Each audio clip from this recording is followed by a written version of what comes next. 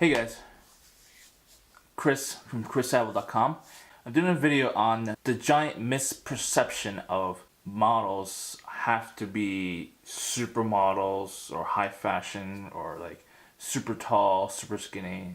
I get that perception often when I photograph inspiring models or just regular people who are just playing model for a day, basically. It's a really bad perception. I really hope this video informs you, the public, or anyone who watches this, honestly, is the reality is anyone could technically be a model. The question is, can you be a successful professional model, for a full-time career? That's the better question. Not anyone could make it into a career if you really put your heart and time and sweat into it, and obviously in tears. I'm not a model, as you can probably tell, but if I really wanted to, I could probably be a model. Now, if I want to model like the way I am right now, I could probably do that. Depends on the brands out there who are looking for certain types of look, honestly. Every brand is not going to be just tall models and super skinny. That's just not how commercial world works. They have certain audiences they prioritize on than others.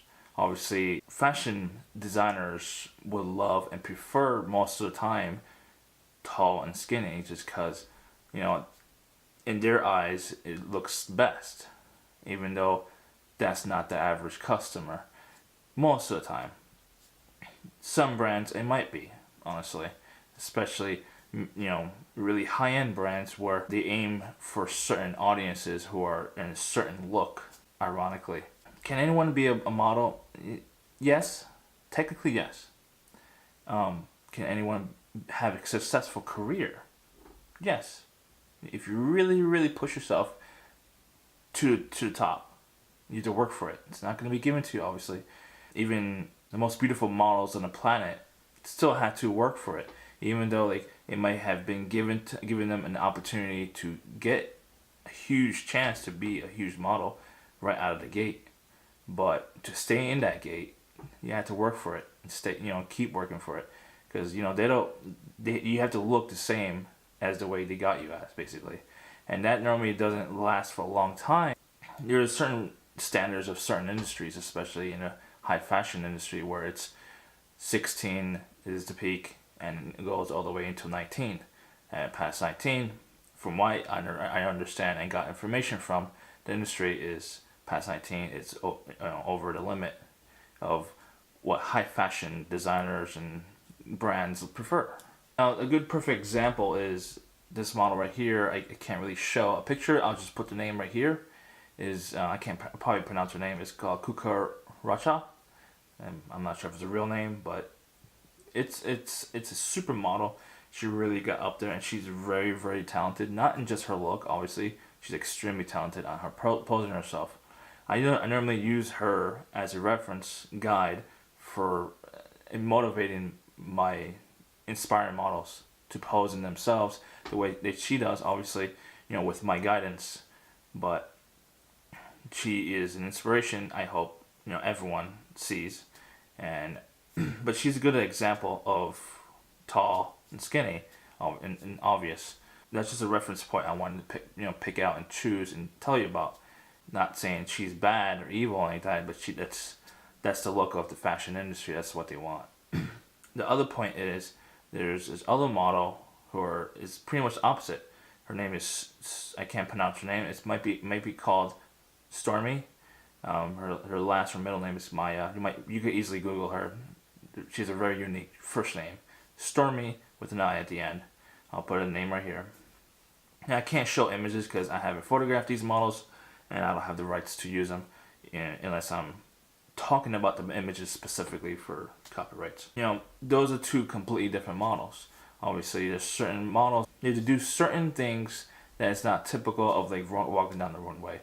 Like certain models are tattoo models. They're either just wearing tattoos because it's their own lifestyle, personal choice, and they wear clothing and to show off the clothing, or even show off makeup, other accessories and stuff like that.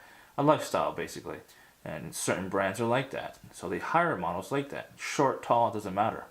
It depends on the brand. They dictate the look, and it's not always tall, skinny. That's the issue of, especially in my area. It's pretty much everyone who thinks that a successful model is tall and skinny, when in reality it's not. If you really want to put your heart into building a modeling career, you can do it. Especially if you look at the Macy's. I use Macy's a lot for reference points for inspired models, because a lot of the models on there, even though a lot of them are generic, a lot of them is very diverse in size and color of skin and stuff like that. It's not always the perfect tall and skinny blonde Caucasian, even though they do still use that a lot, obviously, but they do still diverse a lot, because they know their audience, their customers is diverse. It's not tall and skinny and blonde all the time. It's just how it is. If you really want to become a model, just don't be afraid to look at every opportunity that's out there for models, including catalog modeling, which is, I just mentioned Macy's, print modeling, which is part of catalogs, pretty much. Stock photography even is another one. It's basically, you working either with an agency directly, and they draw you into like stock photography all the time, freelance model, and you work with a photographer together as a team, and you build stock photography together. You can get successful like that. It's just, you become successful basically because you're on demand. Your look is on demand, and that's how you become successful. If it's not high demand, you just keep shooting until that demand is there.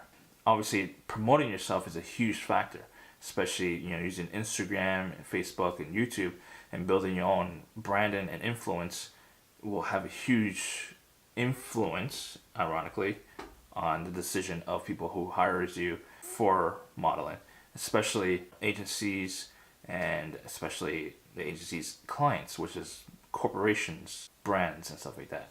If they see you have a following, it's very likely that's going to influence their decision over someone else who has lesser following, but it's no real difference on look. You still meet their specific look needs for their campaign. Really look into building a brand and influence. And if you want some tips, I could give it to you, obviously, right here, but I highly recommend checking out my blog, chrisadwell.com. It's not just about photography. It does, even though I do share my journey of photography, I do give tips to models, based on my own experience and perspective as a photographer, working with inspiring models a lot of times.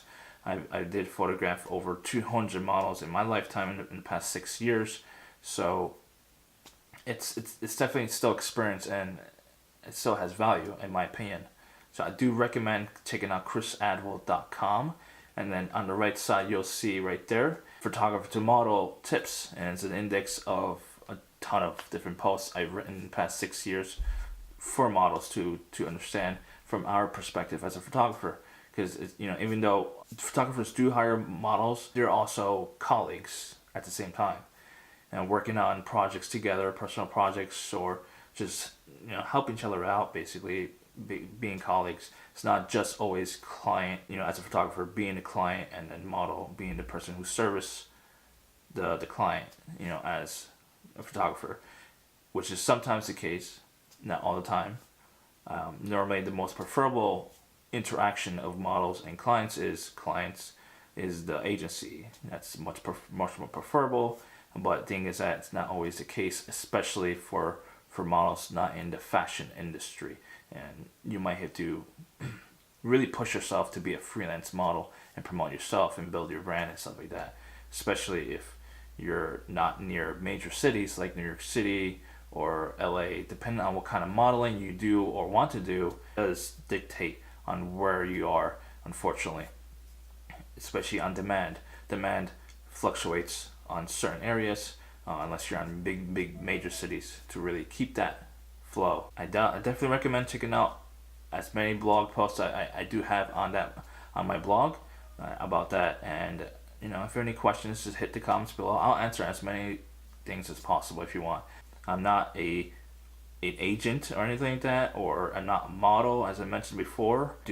I'm a photographer where I want to help other models to understand a little bit more about the industry.